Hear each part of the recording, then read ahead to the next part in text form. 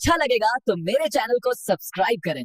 कहानी की शुरुआत में हम विल नाम के एक साइंटिस्ट को देखते हैं जो अल्जाइमर नामी बीमारी का इलाज ढूंढ रहा था, क्योंकि उनके पिता भी अल्जाइमर बीमारी के शिकार थे। विल का उसके पिता के अलावा इस दुनिया में और कोई नहीं था, इसीलिए वो हर हाल में अल्जाइमर नामी बीमारी की दवा बनाना चाहता था। अल्जाइमर एक ऐसी बीमारी है जिसमें धीरे धीरे मरीज की याददाश्त कमजोर होने लगती है और एंड में वो इंसान अपना नाम तक भूल जाता है। अब विल का इस दुनिया में अपने फादर के अलावा और कोई था भी नहीं, इसलिए वो अपने फादर को खुद से दूर होते नहीं देख सकता था। विल दिन रात मेहनत करके फाइनली एक दवा बना लेता है, लेकिन सबसे पहले इंसान पर इस दवा को टेस्ट करना एक रिस्की काम था, इसलिए ये दवा सबसे पहले एक फीमेल चिंपैंजी पर टेस्ट किया जाता है और जो रिजल्ट सामने आया उसने सबको हिलाकर रख दिया। इस दवा से वो फीमेल चिंपैंजी बहुत ज्यादा इंटेलिजेंट हो जाती है। विल जब उसकी इंटेलिजेंस देखता है तो उसे बहुत खुशी होती है और अब वो इस दवा को इंसानों पर इस्तेमाल करना चाहता है। विल सबसे पहले ये बात अपने सीनियर को बताता है और उसके बाद बोर्ड ऑफ मेंबर्स की एक मीटिंग रखी जाती है जहाँ पर वो अपनी प्रेजेंटेशन दे रहा होता है। विल की इस नई दवा से सब के सब बहुत खुश होते हैं क्योंकि इसके रिजल्ट्स बहुत ज्यादा पॉजिटिव थे। विल की प्रेजेंटेशन के दौरान दूसरी तरफ उस फीमेल चिंपैंजी को दिखाया जाता है जिसके ऊपर विल की दवा को इस्तेमाल किया गया था। वहाँ पर एक वर्कर आता है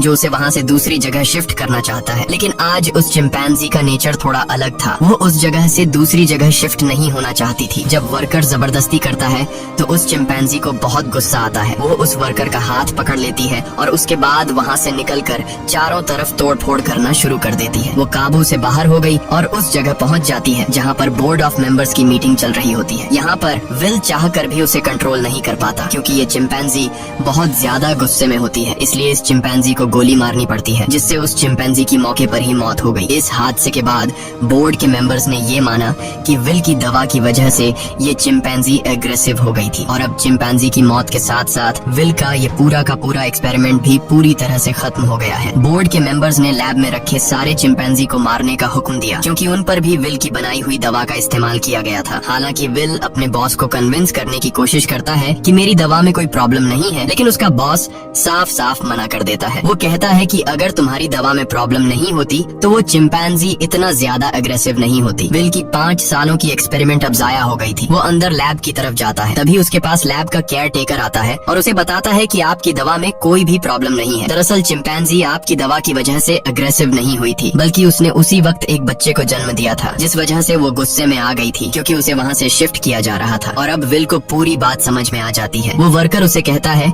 कि मैंने बॉस के कहने पर उन सारे चिंपैंजीज को मार दिया और उस बच्चे को नहीं मार पाया जो अभी अभी पैदा हुआ है। उसके बाद विल बिना किसी को बताए चुपके से उस बच्चे को अपने घर ले आता है जहाँ पर विल के फादर भी होते हैं। और यहाँ पर हमें दिखाया जाता है कि ये चिंपैंजी का बच्चा छोटा तो है लेकिन उसका दिमाग इंसानों की तरह तेज है। बहुत जल्दी वो विल के पिता से घुल मिल जाता है और विल के पिता उसे नाम देते हैं सीजर। धीरे धीरे 3 साल बीत जाते हैं और अब वो चिंपैंजी का बच्चा जिसका नाम सीजर है वो बहुत ज्यादा स्मार्ट हो चुका है। वो पढ़ सकता है, गेम्स खेलता है और बिल्कुल इंसानों की तरह हर एक काम को करता है। बस वो सिर्फ एक चीज नहीं कर सकता और वो है इंसानों की तरह बोलना, पर वो इंसानों की बातचीत को अच्छी तरह से समझ सकता है। वहीं विल के पिता को दिखाया जाता है जिनकी अल्जाइमर बीमारी की वजह से दिमागी हालत काफी ज्यादा खराब हो चुकी है, यहाँ तक कि उनकी नर्स भी उनका ध्यान रखने से मना कर देती है। वो विल से कहती है कि तुम्हारे पिता को अब हॉस्पिटल की जरूरत है, घर पर उनका टेक केयर नहीं किया जा सकता। विल अपने पिता की हालत देखकर उसे बहुत दुख होता है और अगले दिन जब वो लैब में जाता है तो चुपके से उस दवा को लेकर आता है जो उसने सीजर की मॉम को और बाकी चिंपैंजीज को दी थी और ये दफा उसने स्पेशली अपने पिता के अल्जाइमर बीमारी के लिए बनाई थी। वो जानता था कि उसके पिता का बचना अब नामुमकिन है, इसलिए वो ये रिस्क लेता है और अपने पिता को अल्जाइमर की वो दवा इंजेक्ट कर देता है। विल के पिता पहले इंसान होते हैं जिनके ऊपर इस अल्जाइमर की दवा को यूज किया जाता है। विल रात भर सो नहीं पाता क्योंकि उसे डर लगता है कि कहीं उसके पिता को कुछ हो न जाए। और अगली सुबह विल देखता है कि उसके पिता पियानो बजा रहे हैं। वो पूरी तरह से ठीक हो चुके हैं। विल ये देखकर बहुत खुश होता है, यानी उसकी दवा ने उसके पिता को पूरी तरह से ठीक कर दिया है। वहीं हमें सीजर को दिखाया जाता है जो खिड़की से कुछ बच्चों को साइकिल चलाते हुए देखता है। सीजर का भी मन करता है कि वो भी उन बच्चों की तरह साइकिल चलाए, इसलिए वो पड़ोस के घर में चला जाता है,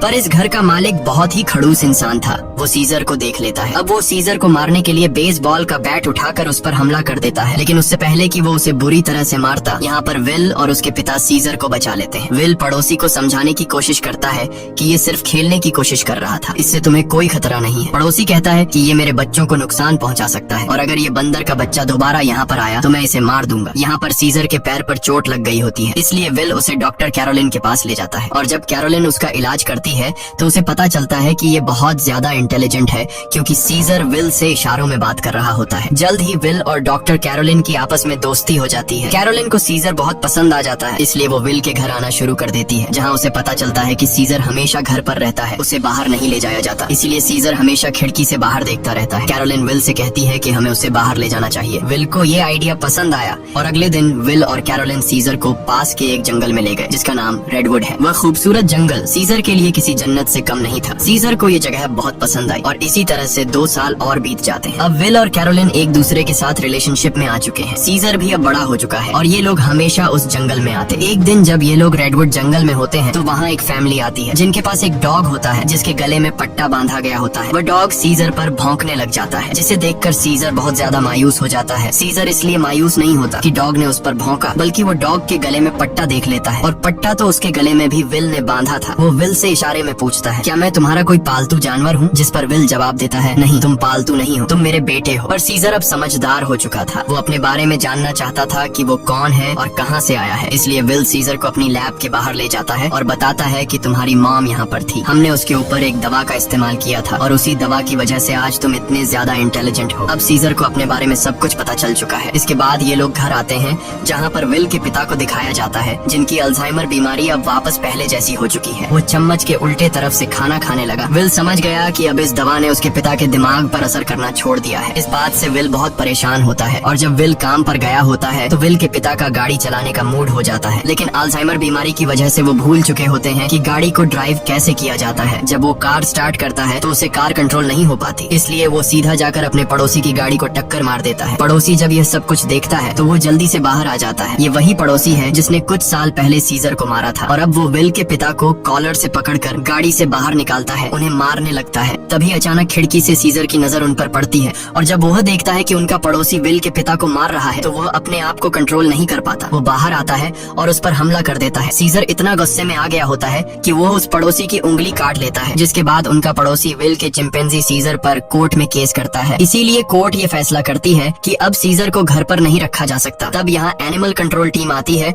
और वो सीजर को उस जगह ले जाते हैं जहाँ पर और भी चिंपैंजीज रहते हैं। सीजर को लगा कि वो यहाँ घूमने के लिए आया है, इसलिए वो एक्टिविटी हॉल को देखकर खुश था, लेकिन उसे पता नहीं था कि अब वो यहाँ हमेशा के लिए कैद रहने वाला है। सीजर जब विल को यहाँ से जाते देखता है तो वो उसके पास दौड़कर आता है, लेकिन अब सीजर उस जगह में कैद हो चुका था। सीजर विल के पास आया और शीशे के दूसरी ओर से इशारे करने लगा कि मुझे भी अपने साथ ले चलो, लेकिन विल मजबूर है और वो कहता है कि तुम्हें अब यहीं पर रहना होगा। इस बात से सीजर को बहुत दुख होता है और विल उसे यहीं पर छोड़कर चला जाता है। दूसरी तरफ विल के पिता को दिखाया जाता है जो एक बार फिर पूरी तरह से अल्जाइमर के शिकार हो चुके हैं और विल अब पहले से भी ज्यादा स्ट्रॉन्ग दवा बनाएगा ताकि वो अपने पिता की बीमारी को हमेशा के लिए ठीक कर दे। विल यह बात अपने बॉस को बताता है कि वह दवा जो मैंने पहले बनाई थी मैंने अपने पिता के ऊपर इस्तेमाल की थी। वो पूरी तरह से ठीक हो गए थे, लेकिन ज्यादा वक्त तक नहीं। अब वो दोबारा से कमजोर हो रहे हैं, इसलिए अब मैं पहले से भी ज्यादा स्ट्रॉन्ग दवा बनाना चाहता हूँ। उसका बॉस उसे इजाजत दे देता है। दूसरी तरफ सीजर को दिखाया जाता है जो बहुत ही ज्यादा उदास था। उसे उम्मीद थी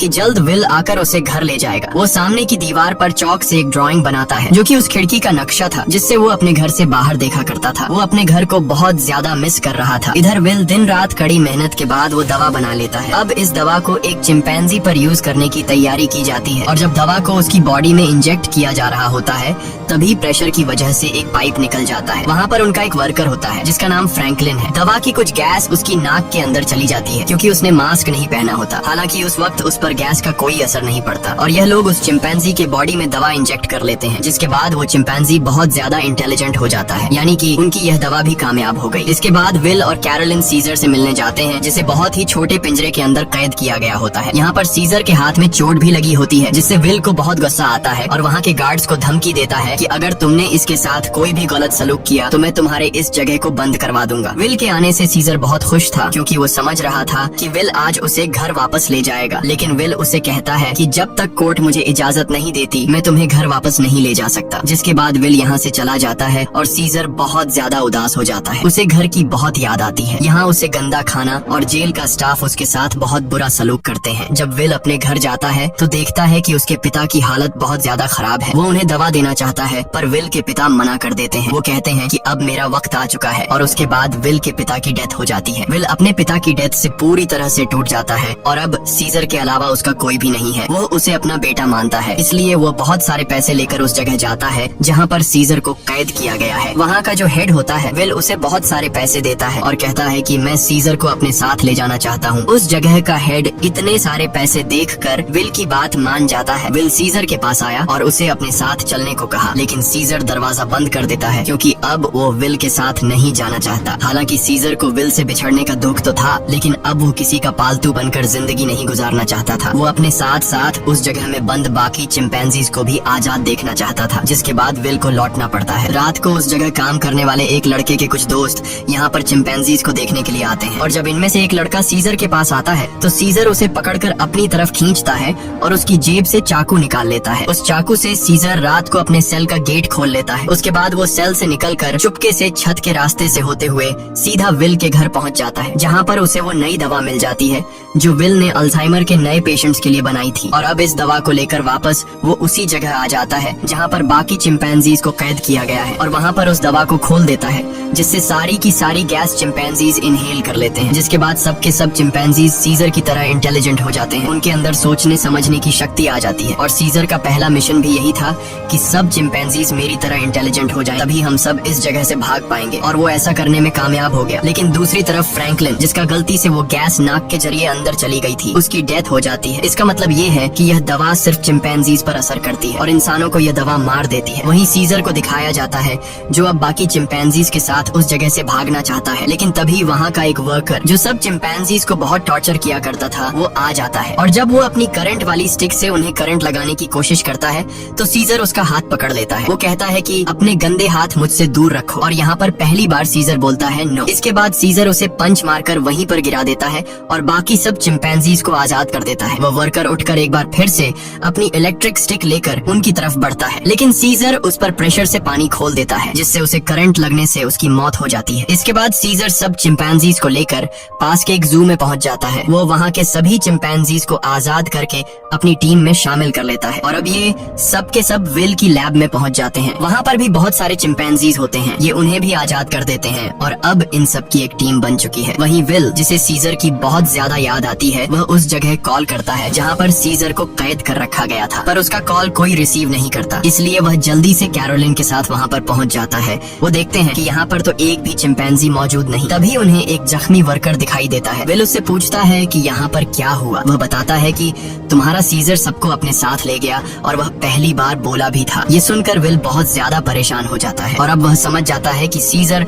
अपने सभी साथियों के साथ रेडवुड जा रहा है, जहाँ पर बचपन में उसे ले जाया करता था। सीजर शहर के रास्ते से अपने साथियों के साथ आगे की तरफ बढ़ रहा होता है। रास्ते में एक ब्रिज आता है जहाँ पर पुलिस उनका रास्ता रोक लेती है और इसके बाद चिंपैंजीज और पुलिस के बीच में एक बहुत बड़ी फाइट होती है। हालांकि सीजर का मकसद इंसानों को चोट पहुंचाना नहीं था, बल्कि अपने चिंपैंजी भाइयों को आजाद करके उन्हें रेडवुड जंगल तक पहुंचाना था। उनके ऊपर हेलीकॉप्टर से हमला किया जाता है और जब सीजर को नुकसान पहुंचने वाला होता है तो तभी वहां पर एक गोरिल्ला हेलीकॉप्टर के ऊपर कूद जाता है और हेलीकॉप्टर को क्रैश कर देता है, जिससे उसकी जान चली जाती है। और तभी वहां पर कोबा नामी चिंपैंजी आता है। कोबा वही चिंपैंजी है जिसकी बॉडी पर लैब में एक्सपेरिमेंट किया गया था, जो उस आदमी को मार देता है जो हेलीकॉप्टर से उन पर गोलियां चला रहा था। यहाँ जब एक गोरिल्ला पुलिस वाले को चीरने वाला था तब सीजर उसे रोक लेता है, क्योंकि सीजर पुलिस वालों को रोकना चाहता था, उन्हें मारना नहीं। अब ये सब के सब ब्रिज को क्रॉस कर रेडवुड पार्क पहुंच जाते हैं, जहाँ पर विल भी कुछ देर में पहुंच जाता है। वो सीजर को आवाजें देने लगता है। इस दौरान एक दूसरा चिंपैंजी विल पर हमला करने वाला होता है कि तभी सीजर उसे रोकता है। विल सीजर से कहता है कि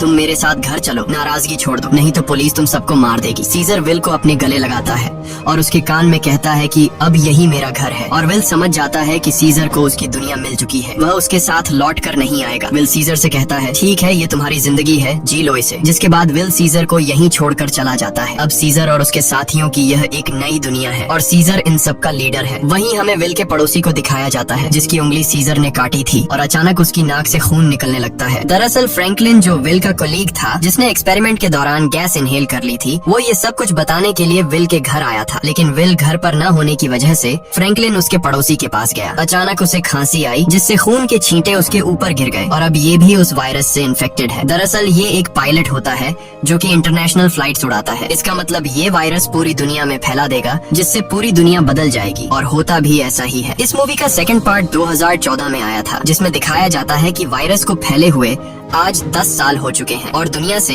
इंसानों की बहुत बड़ी आबादी खत्म हो चुकी है। जहां एक तरफ इंसानों की आबादी कम हो रही थी, दूसरी तरफ चिंपैंजीज की जनरेशन बढ़ती जा रही थी। ये सभी उस जंगल में पूरी तरह से फैल चुके थे और वो सभी अब पहले से भी ज्यादा स्ट्रॉन्ग हो चुके थे। यहाँ हमें सीजर को दिखाया जाता है। वो अब भी सभी चिंपैंजीज का लीडर है और इस जंगल में सीजर का ही राज चलता है। इस जंगल में अब इंसानों का आना मना है। सीजर का अब एक बेटा हो चुका है जिसका नाम ब्लू आई है। एक दिन सीजर का बेटा जब अपने दोस्त के साथ जंगल में घूम रहा होता है, तभी उनके सामने एक इंसान आ जाता है जो जंगल में अपनी टीम के साथ हाइड्रो इलेक्ट्रिक डैम देख रहा होता है ताकि पूरे शहर को इलेक्ट्रिसिटी दोबारा से दी जा सके और ये डैम चिंपैंजीज के इलाके में है। अब वो आदमी जब सीजर के बेटे ब्लू आई और उसके दोस्त को देखता है तो वो बहुत ज्यादा डर जाता है और अपनी गन निकाल लेता है। सीजर का बेटा भी घुर्राने लगता है। वो आदमी डर कर गोली चला देता है जिससे सीजर के बेटे का दोस्त घायल हो जाता है। गोली की आवाज सुनकर सभी चिंपैंजीज यहाँ पर आ जाते हैं। साथ ही जिस आदमी ने गोली चलाई होती है उसके साथी भी आ जाते हैं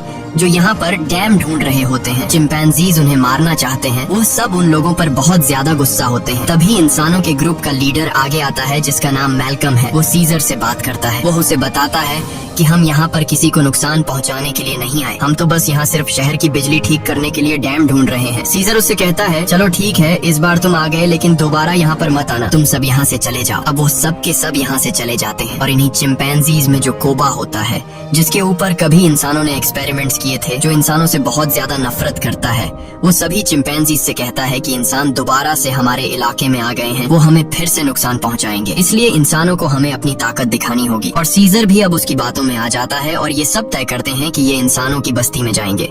और अब सीजर अपने घोड़े पर बैठकर सबके आगे होता है, उसके साथ सभी चिंपैंजीज इंसानों के इलाके में जाते हैं। यहाँ पर दिखाया जाता है कि जो पहले रोशनियों से चमकने वाला एक खूबसूरत शहर हुआ करता था, अब वो पूरी तरह से वीरान हो चुका है। यहाँ पर टेक्नोलॉजी और बहुत सारी चीजें अब पूरी तरह से खत्म हो चुकी हैं। सीजर अपनी पूरी सेना को लेकर इंसानों के इलाके में पहुंच जाता है जहाँ पर मैल्कम एक बार फिर से सीजर के सामने आता है और वो सीजर से कहता है कि हम तुमसे माफी मांग चुके हैं। सीजर कहता है कि आज के बाद अगर हमारे इलाके में कोई भी आया तो हम उसे मार देंगे। हम युद्ध नहीं चाहते, लेकिन अगर इंसानों ने दोबारा हमारे इलाके में आने की कोशिश की तो हम किसी को नहीं छोड़ेंगे। यहाँ पर कोबा भी होता है। कोबा चाहता है कि वो इंसानों से युद्ध लड़े, लेकिन सीजर इंसानों को वार्निंग देकर यहाँ से पूरी सेना के साथ निकल जाता है। वहीं मैल्कम को दिखाया जाता है जो बहुत ज्यादा परेशान होता है क्योंकि जिस जगह में ये लोग रह रहे थे वहाँ पर बिजली नहीं थी और उनका पावर प्लांट खास उसी जगह में था जहाँ पर चिंपैंजीज का इलाका था। वहाँ पर जाना मतलब अपनी मौत को दावत देना है, लेकिन सारी जिंदगी ये लोग बिना इलेक्ट्रिसिटी के तो नहीं रह सकते थे, इसलिए उन्हें हर हाल में वहाँ पर जाकर बिजली ठीक करनी थी। मैल्कम अपने सीनियर से कहता है कि हमें एक बार सीजर से बात करके देखना चाहिए, क्या पता वो हमारी तकलीफ को समझ ले। जिसके बाद मैल्कम अपनी फैमिली और एक ग्रुप लेकर वहाँ जंगल के बाहर पहुँच जाता है। मैल्कम जब सीजर को अपनी सारी सिचुएशन बताता है तो सीजर समझ जाता है क्योंकि वो इंसानों के साथ रह चुका है। उसे पता है कि इलेक्ट्रिसिटी का मतलब क्या है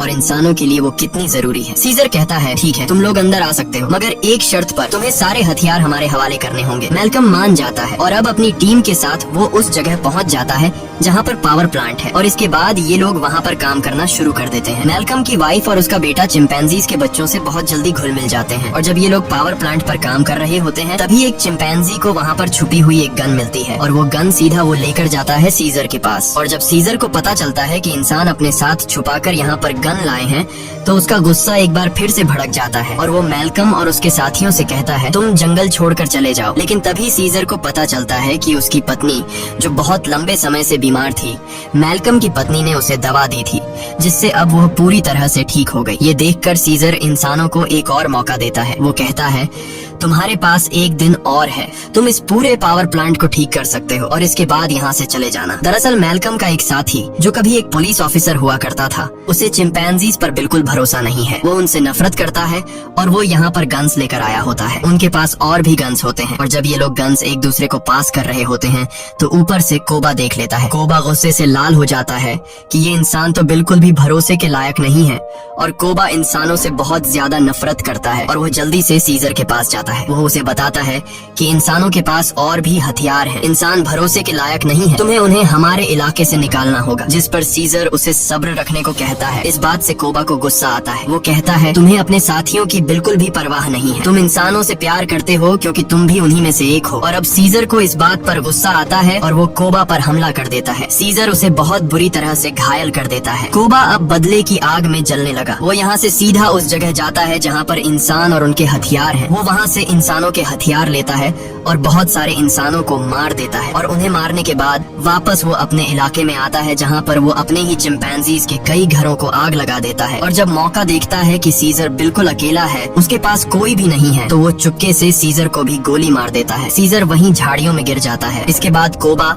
अब सभी चिंपैंजीज के पास जाता है और कहता है इंसानों ने हमारे घर जला दिए और हमारे लीडर सीजर को भी मार दिया। वो हम पर हमला कर रहे हैं, हमें उन्हें सबक सिखाना होगा। कोबा इंसानों के खिलाफ युद्ध का ऐलान कर देता है। साथ ही वो यह भी ऐलान करता है कि अब मैं तुम सब का लीडर हूँ। इसे सब लीडर मान लेते हैं और इंसानों से युद्ध लड़ने के लिए तैयार हो जाते हैं। दूसरी तरफ इंसानों को दिखाया जाता है जहाँ उनके घरों में अब लाइट आ चुकी होती है क्योंकि पावर प्लांट ठीक हो चुका है। वो सब एक साथ मिलकर एंजॉय कर रहे होते हैं। वहीं कोबा अपनी पूरी सेना के साथ उस जगह पहुँच जाता है जहाँ पर इंसानों के हथियार हैं। सबसे पहले ये चिंपैंजीज इंसानों के हथियार को लूटते हैं और इसके बाद उन्हीं हथियारों से इंसानों के ऊपर हमला कर देते हैं। कई इंसानों को मार दिया जाता है। यहाँ पर वो छोटा चिंपैंजी भी होता है जिसे जंगल में एक इंसान ने गोली मारी थी और अब कोबा उसे हथियार देता है और कहता है तुम्हें इंसानों को मारना होगा, पर वो मना कर देता है क्योंकि सीजर ने उसे सिखाया था कि कभी भी किसी भी इंसान पर बिना वजह हमला मत करना। और जब वो बच्चा कोबा का ऑर्डर नहीं मानता तो कोबा उसे मार देता है। साथ ही जो चिंपैंजीज उसका हुक्म नहीं मानते वो उन्हें कैद कर लेता है। वही जंगल में मैल्कम और उसकी वाइफ शहर की तरफ आ रहे होते हैं। तभी वहाँ पर उन्हें सीजर दिखता है जो बहुत बुरी तरह से घायल होता है। वो सीजर को अपनी गाड़ी में बैठाकर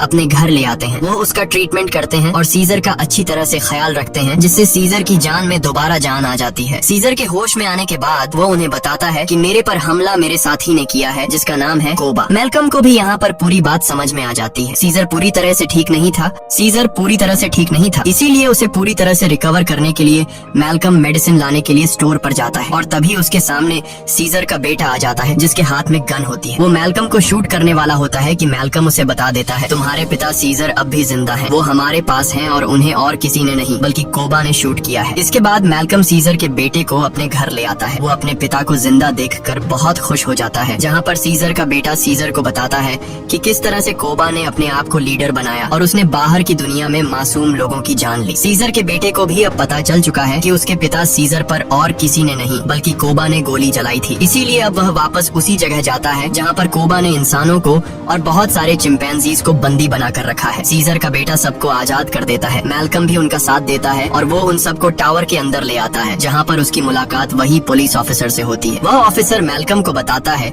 कि इलेक्ट्रिसिटी आने के बाद मैंने रेडियो से आर्मी के साथ कांटेक्ट कर लिया है और बहुत जल्द बहुत बड़ी आर्मी की सेना यहाँ पर आने वाली है जो सभी चिंपैंजीज का खात्मा कर देगी। साथ ही वह यह भी बताता है कि मैंने टावर के ऊपर बहुत सारे बॉम्ब्स को फिट कर दिया है ताकि जब चिंपैंजीज टावर के ऊपर चढ़ेंगे तो मैं बॉम्ब को ब्लास्ट करके उन सब चिंपैंजीज को मार दूंगा। हालांकि इसमें उसकी खुद भी जान चली जाएगी। उसके हाथ में रिमोट कंट्रोल होता है और अब ये देखने के बाद मैल्कम और सभी इंसान वहाँ से भागना शुरू कर देते हैं। वहीं सीजर को दिखाया जाता है जो अब यहाँ पर पहुँच चुका है। उसका सामना कोबा से होता है और कोबा और उसके बीच फाइट शुरू हो जाती है। सीजर को जिंदा देखकर बाकी चिंपैंजीज भी कोबा की गद्दारी को जान चुके हैं। वहीं हमें उस पुलिस ऑफिसर को दिखाया जाता है जो टाउन के एक हिस्से को बॉम्ब से ब्लास्ट कर देता है जिसमें कई सारे चिंपैंजीज मारे जाते हैं, लेकिन कोबा, सीजर और उसके कई साथी अब भी जिंदा हैं। जब कोबा देखता है कि बहुत सारे चिंपैंजीज वापस सीजर को सपोर्ट करने लगे हैं तो वह उन सब पर गोलियां चलाना शुरू कर देता है। तभी सीजर काफी ऊंचाई से कोबा पर हमला कर देता है और उसे बिल्डिंग से नीचे धकेल देता है। कोबा लोहे की रॉड से लटक जाता है। अब वह सीजर से कहता है प्लीज मुझे बचा लो, जिसके बाद सीजर उसका हाथ पकड़ लेता है, लेकिन कोबा ने जो किया है उसे माफ नहीं किया जा सकता। इसीलिए सीजर उसका हाथ छोड़कर उसे नीचे गिरा देता है जिससे उसकी मौत हो जाती है। है और अब मैल्कम और सीजर एक दूसरे के सामने होते हैं। ये दोनों एक दूसरे से हाथ मिलाते हैं, यानी कि यह दोनों अब अच्छे दोस्त हैं, जैसे कभी सीजर विल का हुआ करता था। मैल्कम सीजर को बताता है कि बहुत जल्दी यहाँ पर आर्मी आने वाली है, तुम सबको यहाँ से निकलना होगा